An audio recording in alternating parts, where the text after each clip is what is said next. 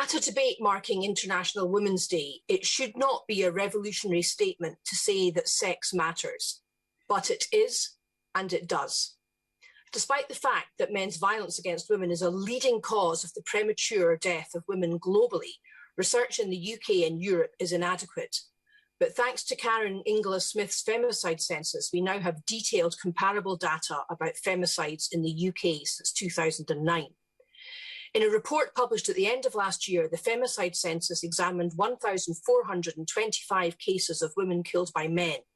They found that the number of women killed every year by men has stayed distressingly consistent over the last decade at between 124 and 168 each year.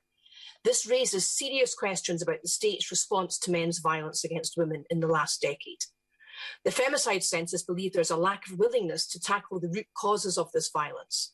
They identify a number of systemic problems, and these include a lack of funding for and cuts to the specialist women's sector, and a failure to collate, store, and make easily accessible, transparent, disaggregated data about violence against women.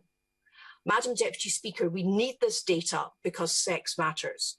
Women are uniquely vulnerable to men's violence because men are so much more stronger than us. That is a fact of our different biological makeup.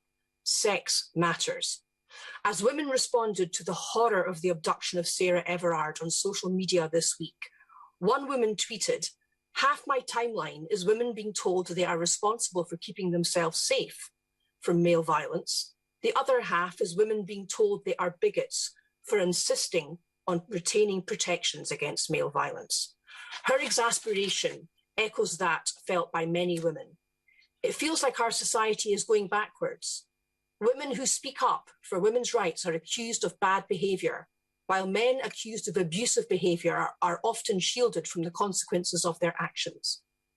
Men are still largely in charge, and many women who get to the top are too scared once they are there to challenge men who want to silence and control women.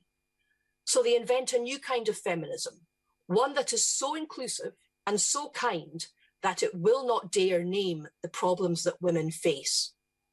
Nobody wants to pit women against men, but we need to be able to name the problem of male violence against women.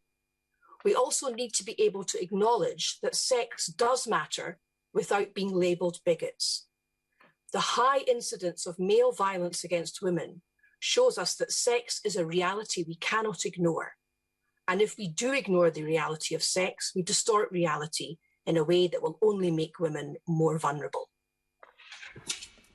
Thank you. Sarah Brickliffe. Madam Deputy Speaker, I'm pleased to contribute in this debate today as the first female MP for Hyndburn and Haslingden.